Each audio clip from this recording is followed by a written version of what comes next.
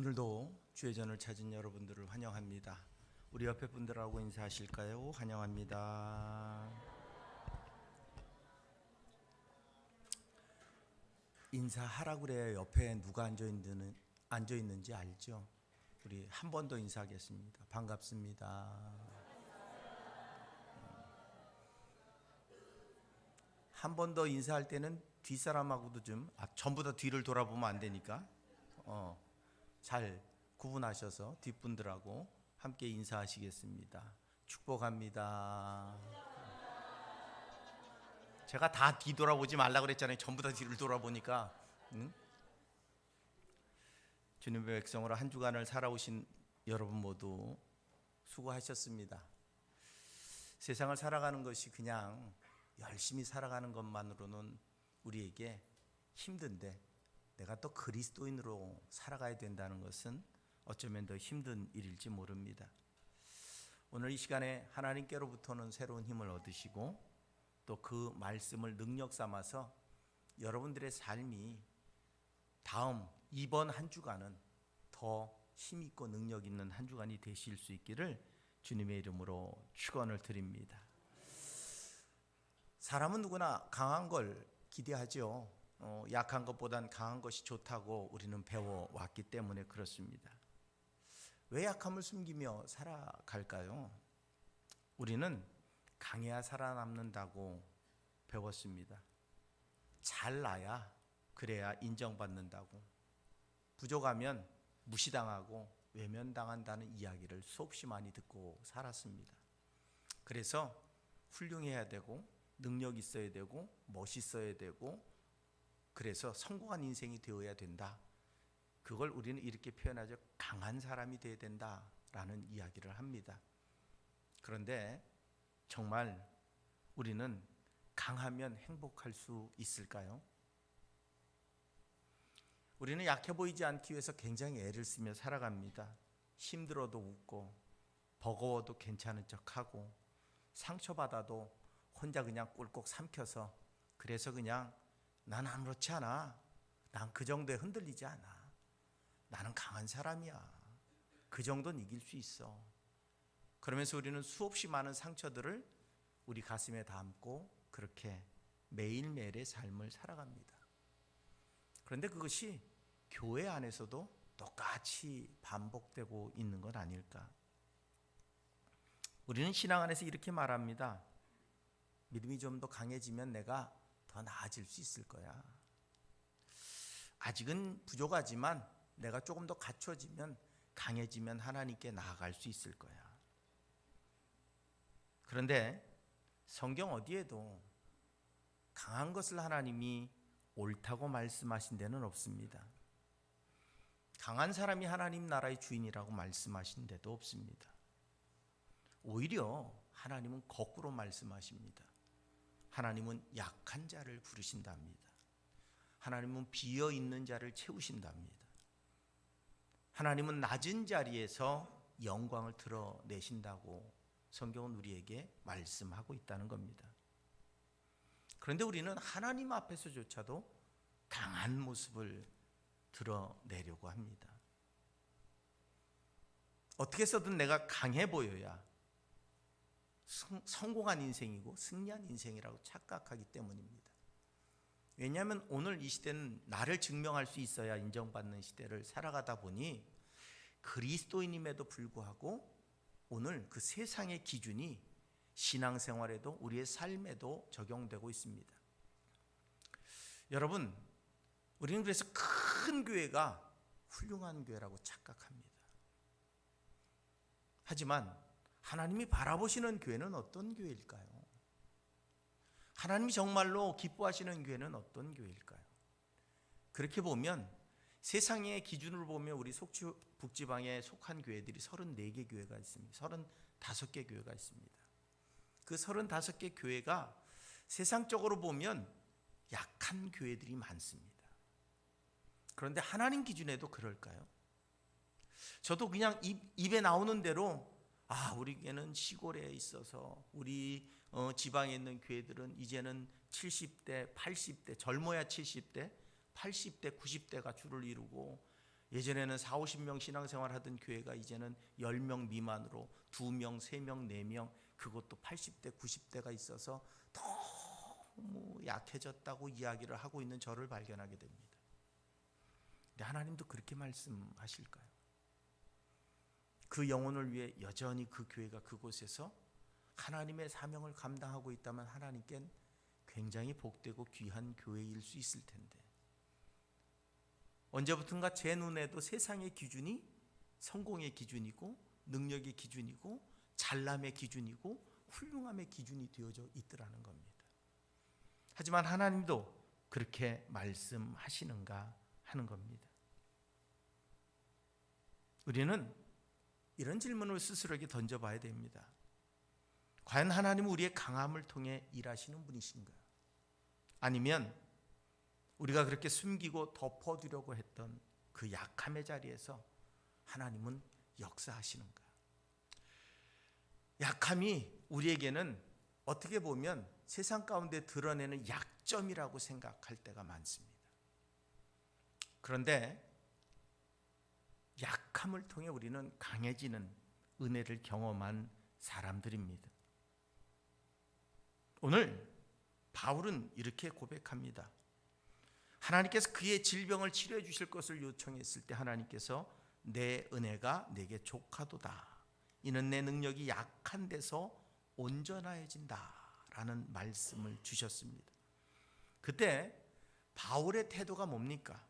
그러므로 도리어 크게 기뻐함으로 나의 여러 약한 것들에 대하여 자랑하리니 이는 그리스도의 능력이 내게 머물려 하려 함이라. 내 안에 그리스도의 능력이 있다면 약한 게 자랑거리가 될 수 있다고 고백하고 있습니다. 바울은 자신의 몸에 있는 가시, 그 질병, 고통이 빼지면, 문제가 해결되면, 내게 있는 그것이 이제는 세상적인 기준으로 성공한 것이 되면 그러면 잘된 거라고 생각했어요.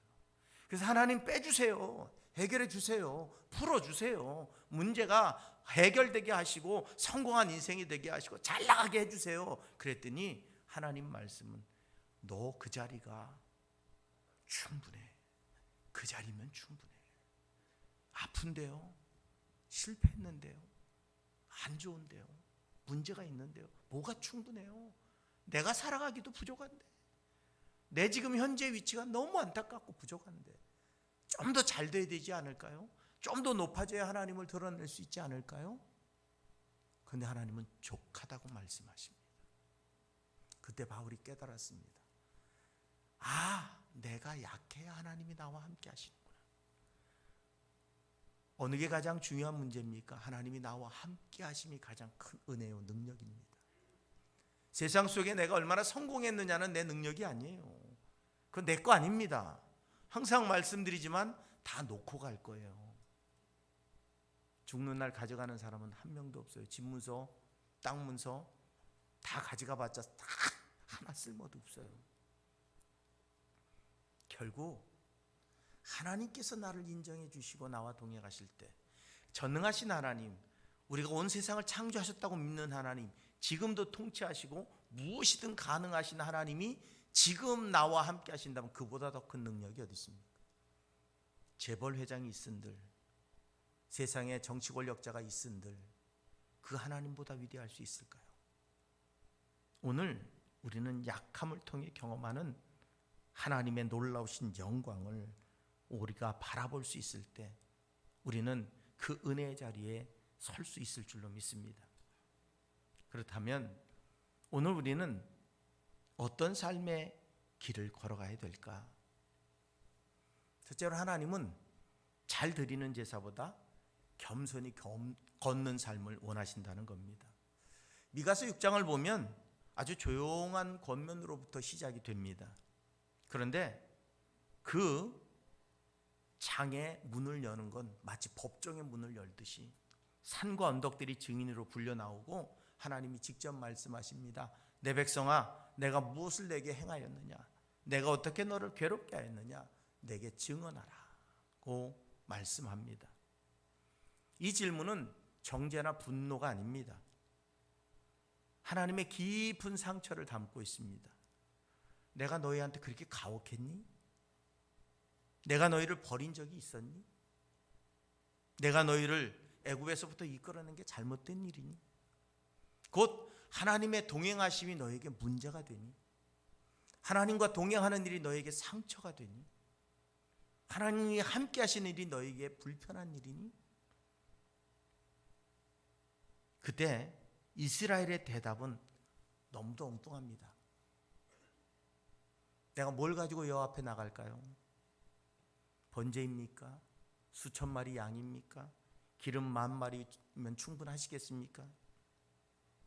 하나님 우리에게 어떻게 살고 있느냐, 어떻게 살아내고 있느냐를 묻고 계신데, 이스라엘 백성들은 얼마나 더 드리면 될까요? 얼마나 더 드리면 만족하시겠어요? 여러분, 우리 신앙생활의 모습 아닌가요? 헌금 많이 하면 됩니까? 헌신 많이 하면 됩니까? 그럼 나 축복하실 거예요? 나 복 주실 거예요? 눈에 보이는 대로 내가 열심히 일하면 하나님 나 복 주실 겁니까? 하나님은 너 나하고 지금 동행하며 살고 있니? 이 세상을 살아가면서 너 진정 내 음성이 들리니? 내 위로를 경험하고 있니? 내가 너를 사랑하는 걸 알고 있니? 내 아픔에 내가 함께 있었던 거 아니? 물어보시는데 얼마나 더 드리면 돼요? 얼마나 더 많이 하면 더 많이 주실 거예요. 기름 10,000마리분 넣으면 한 100,000마리분 주실 겁니까? 하나님의 질문과 동떨어진 우리의 신앙생활을 하나님 우리에게 책망하고 있습니다. 하나님 우리에게 묻고 있습니다.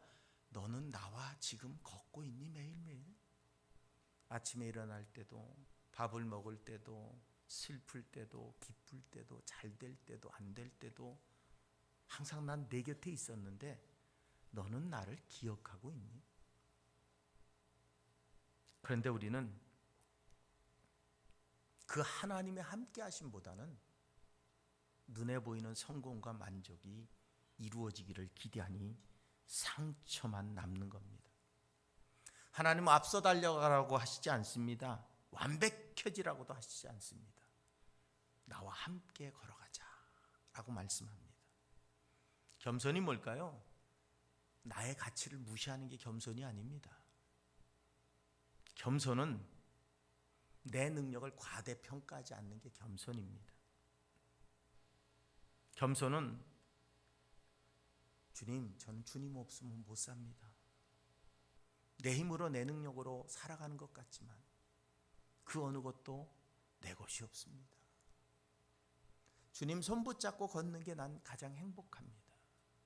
그 고백이 우리 안에 이루어질 때 우린 진정한 겸손의 자리에 설 수 있다는 사실입니다. 분명한 사실은 오늘 우리에게 하나님께서는 공의와 정의를 행하는 것이 여호와께 제사 드리는 것보다 낫다고 말씀하시는 음성을 기억해야 됩니다. 정의는 오늘 내가 대하는 사람 앞에서 정직하게 서는 겁니다. 분리할 때도 거짓을 선택하지 않는 게 정의입니다. 오늘 우리의 삶 속에 하나님의 진정한 기쁨이 뭘까요? 우리 삶이 산제사로 드려지는 겁니다. 그 산제사로 드려지는 것을 성경은 공의와 정의가 우리 안에서 흘러가기를 기대하시는 겁니다. 그 공의는 내가 정직하게 사는 것, 불리하고 손해보더라도 거짓이 아닌 진리를 선택하고 하나님의 사랑으로 선행을 선택하는 것을 요청하는 겁니다. 하나님은 여기 와서 주여 나 지금 예배 12시간 드리고 있습니다 를 기대하시는 게 아니라 진정한 우리의 제사, 내 삶의 자리, 가정에서, 일터에서, 내가 만나는 모든 사람들 앞에서 하나님의 사람으로서 공의와 정의를 실천하며 살아가는 것, 그것이 하나님 앞에 진정한 예배가 될 수 있음을 말씀하고 있다는 겁니다. 하나님 우리에게 묻고 계십니다. 너는 예배를 잘 드리고 있는가가 아니라 너는 예배한 대로 살고 있느냐라고 물으십니다. 주일의 고백이 월요일의 태도가 되고 있는가? 기도의 언어가 가정과 일터에서도 사용되는 언어인가? 교회 안에서는 거룩한데 세상만 나아가면, 세상 사람보다 더 악해진다면 그것을 하나님이 기뻐하시는 삶이라고 말할 수 있겠는가 하는 겁니다. 바로 여기서부터 약함이 영광이 되는 역사가 시작되는 겁니다. 주님, 전 아직 부족합니다. 그러므로 나와 동행하여 주시옵소서. 그 주님과의 동행을 요청하는 그 순간부터, 여러분, 오늘 이 예배 시간에 하나님을 만나고 하나님과 동행하는 그 삶이 이곳에서 끝나는 것이 아니라 나의 삶의 현장으로 흘러들어갈 때, 그때부터 우리의 약함은 영광으로 바뀌어지는 역사가 나타나게 된다는 겁니다. 그러면서 오늘 그 약함의 가장 중요한 위치를 십자가를 통해 우리에게 말씀합니다. 십자가는 실패가 아니라 하나님의 방식이라고 우리에게 알려주고 있습니다. 바울은 고린도 교회를 향해 이렇게 이야기합니다. 십자가의 도가 멸망하는 자들에게 미련한 것이요 구원을 받은 우리에게는 하나님의 능력이다. 우리는 어떻게 사는 사람들인가 하면 십자가를 짊어지고 사는 사람들입니다. 당시 고린도 교회는 잘 나가는 교회였습니다. 지식도 있었고 은사도 풍성했고 말 잘하는 지도자도 많았습니다. 오늘로 말하면 콘텐츠도 있었고 영향력도 있었고 사람들이 주목할 만한 요소를 많이 가지고 있었던 교회라는 겁니다. 그런데 하나님은 십자가의 도를 붙들고 살아가는 게 진정한 삶이라고 우리에게 말씀하고 있습니다. 사람들은 묻습니다. 왜 십자가입니까? 하필이면. 십자가는 그 당시에 가장 수치스러운 범죄자가 짊어지는 게 십자가입니다. 사회적으로 용납될 수 없는 범죄자가 당하는 처형이 십자가형입니다. 아니, 좋은 것도 많은데 왕으로 오셔서 권력을 행사하시든지 능력을 보여주시든지 세상을 떵떵거리고 진리로 다스리시든지 뭘 해야지, 십자가가 그 부끄러운 게, 그 수치스러운 게, 그 연약한 게, 그 부족한 게 우리에게 어떻게 능력이 됩니까? 수치지. 분명한 것은 그 약한, 가장 수치스러운 그곳에서, 패배자의 자리에서, 저주의 상징에서 온 인류를 구원하는, 그 낮아짐에서 온 인류를 구원하는 사랑이, 은혜가, 역사가 시작되어졌다고 하는 사실입니다. 그래서 바울은 이야기합니다. 하나님께 세상에 미련한 것들을 택하사 지혜 있는 자들을 부끄럽게 하시고 세상에 약한 것들을 택하사 강한 것들을 부끄럽게 하셨다고 말씀합니다. 이 말씀에서 선택의 기준, 하나님의 선택의 기준은 분명합니다. 가장 효율적인 방법을 택한 게 아닙니다. 가장 강해 보이는 방식을 택한 게 아닙니다. 하나님은 의도적으로 약한 것을 택하십니다. 왜? 약할 때 하나님의 능력이 진정으로 드러나고 나타나기 때문에 그렇습니다. 그리고 약함을 이용하실 때 성경은 말합니다. 아무 육체도 하나님 앞에 자랑하지 못하게 하려 함이라. 교만하지 않게 하고 겸손하게 하나님과 동행하는 삶을 살아갈 수 있게 하기 위해서랍니다. 십자가 앞에서는 능력도 지혜도 성취도 공로도 모두 내려놓아야만 설 수 있는 자리입니다. 오늘 여러분, 우리는 언제부턴가 교회에서도 세상의 법칙들이, 세상의 방법들이, 세상의 지위들이 교회의 지위가 되고 교회의 방법이 되고 교회의 수단이 되어져 가고 있는 모습을 보게 됩니다. 하지만 교회는 십자가 앞에 서 있는 것입니다. 가장 부끄러운 그 앞에서 우리는 난 더 부끄럽고 그 은혜를 고백하고 그 사랑을 고백할 수 있을 때 우린 진정한 십자가의 사랑을 경험하게 되고 세상 가운데 겸손히 흘러가는 생명의 강줄기가 되어질 수 있다는 사실입니다. 주님이 이 땅에 십자가를 지시기 위해 오신 것, 근본 하나님의 본체시지만 하나님과 동등됨을 취하지 아니하시고 그 명령 따라 십자가를 지기 위해 죽기까지 충성하시기 위해 이 땅에 오신 모습, 그게 십자가입니다. 그 십자가 앞에서 우리는 우리 자신의 자세를 돌이킬 수 있을 때 우린 세상 가운데 흘러가는 그리스도의 향기가 되어질 수 있다는 겁니다. 우리는 신앙생활 속에서 뭘 자랑할 수 있을까? 교회 오래 다닌 경력이요? 아니면 맡은 직분이요? 지금까지 쌓아온 신앙의 경험이요? 근데 바울은 이렇게 이야기합니다. 자랑하는 자는 주 안에서 자랑하라.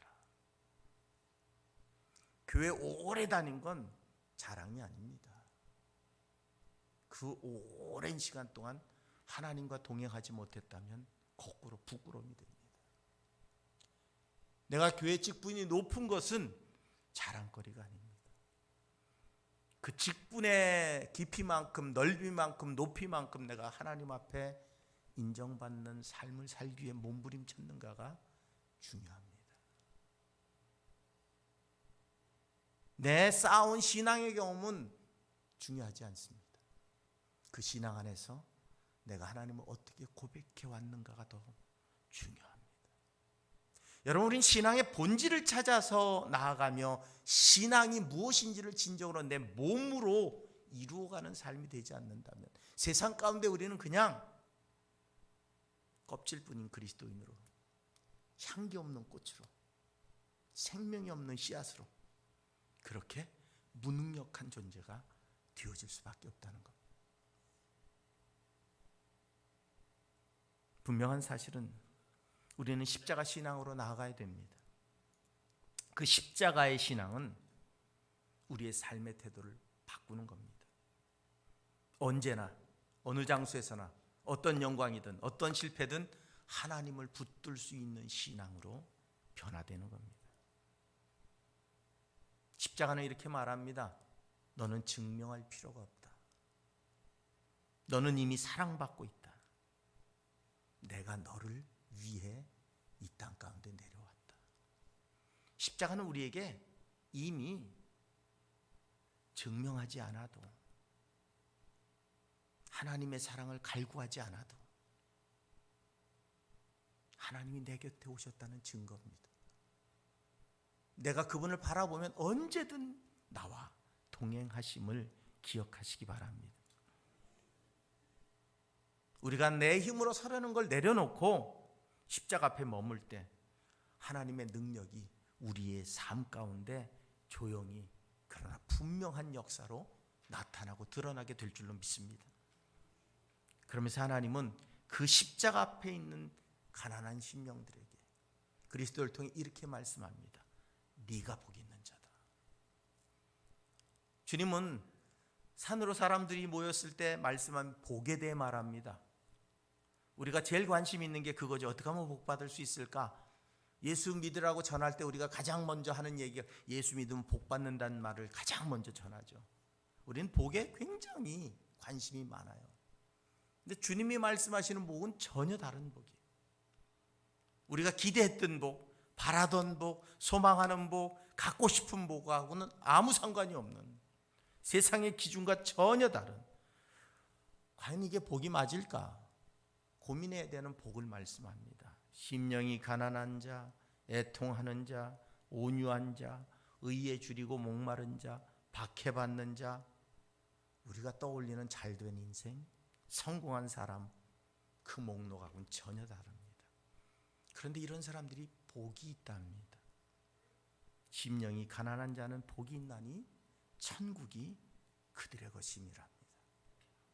여러분, 우린 기대했죠. 심령이 가난한 자는 복이 있나니 돈이 그들의 것이니라. 그러면 너무 행복했을 텐데, 하나님 먹지도 못할 천국을 왜, 마시지도 못할 천국을 왜 주십니까? 심령이 가난한 자는 복이 있나니 황금이 너희의 것이다. 하나님 할렐루야 감사합니다. 그러고 싶은데 심령이 가난한 자들, 천국은 하나님 죽어서 나갈 텐데 지금 이 땅을 살아가면서 좀 부자가 되면 안 될까요?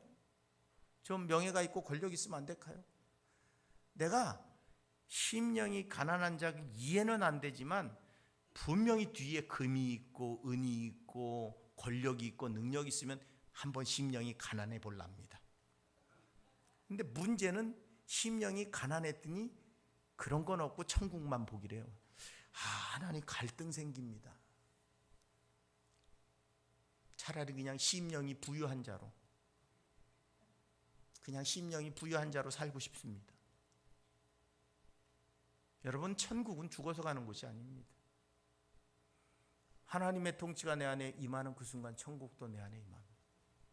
평안이, 기쁨이, 감사가, 은혜가, 능력이 그 하나님을 받아들임을 통해 시작되는 거예요. 오늘 여러분의 삶 속에 그 충만한 복이 임하시기를 주님의 이름으로 축원을 드립니다. 심령이 가난한 사람은 자기를 비하하는 사람이 아닙니다. 자기를 포기한 사람이 아닙니다. 심령이 가난한 사람은 어떤 사람인가? 하나님이 필요한 사람입니다. 여러분, 하나님이 필요하십니까? 하나님이 필요하십니까? 확실히 필요하십니까? 그럼 기도에 많이 나오시겠네요. 여기서는 아멘이 안 나오고 웃음이 나와. 뭔가 꼬실 생각이 있으니까 자꾸 질문을 던지겠거니 하고 대처를 이제는 잘하고 있어요. 정말 하나님이 필요하십니까? 그러면 하나님과 함께하는 것, 하나님의 함께하는 생각, 하나님이 함께하실 수 있는 내 마음의 자리가 있는가 하는 거예요.